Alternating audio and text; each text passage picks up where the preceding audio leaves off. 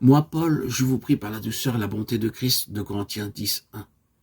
Ici, l'apôtre s'adressant aux Corinthiens exprime en ces termes la véritable connaissance qui ne saurait être sans qu'elle ne manifeste le fruit de l'esprit. Plus Dieu nous brise, plus nous nous voyons pauvres en nous-mêmes, et plus nous cherchons nos ressources en Dieu, et le fruit de la vie de Christ en ceux qui ont été l'objet de la main disciplinaire de Dieu fera qu'ils ne s'affirmeront pas parmi leurs frères. Ils savent qu'ils n'ont rien à faire prévaloir comme venant d'eux-mêmes. Voyez comment Paul s'exprime en s'adressant aux croyants de Corinthe. Moi, Paul, je vous prie par la douceur et la bonté de Christ. Il ne dit pas ma douceur et ma bonté, car il se savait n'être qu'un vase. Je ressens dans mon propre cœur combien grand est ce besoin au milieu de nous, son peuple. Pour un grand nombre de croyants, la connaissance est très souvent pensée en termes de paroles, d'exposés, d'enseignements, mais très rarement par l'odeur apportant les traits du caractère, de la mentalité de Christ à travers des vases brisés. L'Église doit être la révélation de Christ, comme Christ est la révélation de Dieu. Et je vois ceci comme une très grande responsabilité pour les croyants que nous sommes. Car le point final dans l'histoire de Béthanie, c'est que l'odeur a rempli la maison. Quelle odeur manifestons-nous aujourd'hui? Sommes-nous sous la main de Dieu qui nous a brisés? Et quelle estimation avons-nous de nous-mêmes aujourd'hui? Sommes-nous arrêtés par les paroles du Seigneur? Je ne fais rien de moi-même. Où en sommes-nous? Sommes-nous arrêtés par cette déclaration concernant sa personne? Je suis doux et humble de cœur, Matthieu 11, 29. Ce sont là les paroles sorties de sa bouche même. Il aurait pu en citer beaucoup d'autres quant à sa personne. Mais non. Il mit en avant la douceur et l'humilité. Et cela signifie donc sûrement qu'une très grande importance y est attachée. Pierre, dans sa première épître, exprime l'admirable beauté de la douceur et de l'humilité de l'agneau de Dieu en ces termes.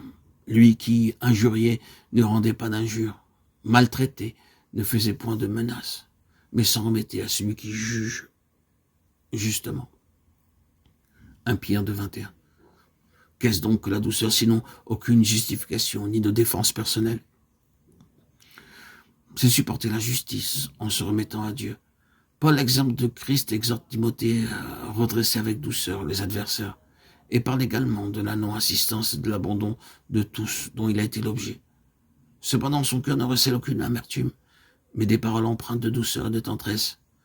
Que cela ne leur soit point imputé, de Timothée 2, 25, 4, 16. Il ajoute, c'est le Seigneur qui m'a assisté, qui m'a fortifié, de Timothée 4, 17.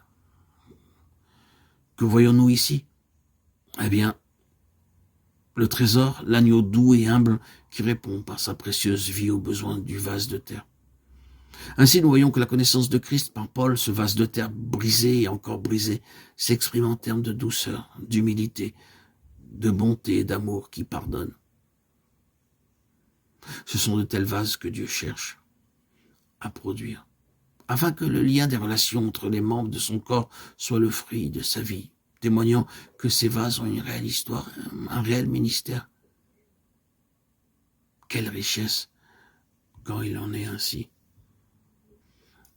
Soyons conséquents.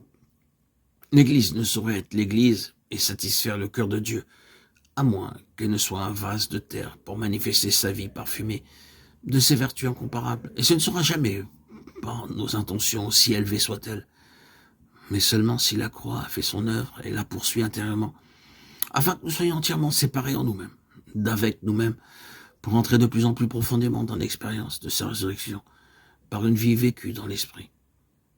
Sortir de nous-mêmes, de notre vie propre, de notre âme, pour entrer dans cette vie de l'esprit. C'est le chemin pour que soit répandue l'odeur de sa connaissance. L'Église est un vase brisé où la suffisance, l'amour de soi et son estimation ne peuvent demeurer. Tout ce qui relève de l'ancienne création doit être extirpé pour laisser l'odeur de sa vie, en répandre le parfum.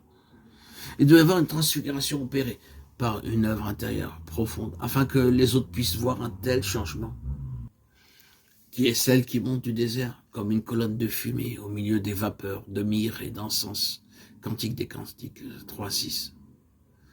Nous avons à passer par le creuset de l'épreuve, afin que toute la raideur de notre vie propre soit brisée, pour que notre âme soit désormais courbée et flexible, pour céder devant sa volonté. C'est alors que son cœur sera satisfait, que l'odeur de son parfum se répandra. Et combien ces parfums sont plus suaves que tous les aromates, et l'odeur de tes vêtements est comme l'odeur du Liban, de Christ. Cantique des Cantiques 4, 10, 11.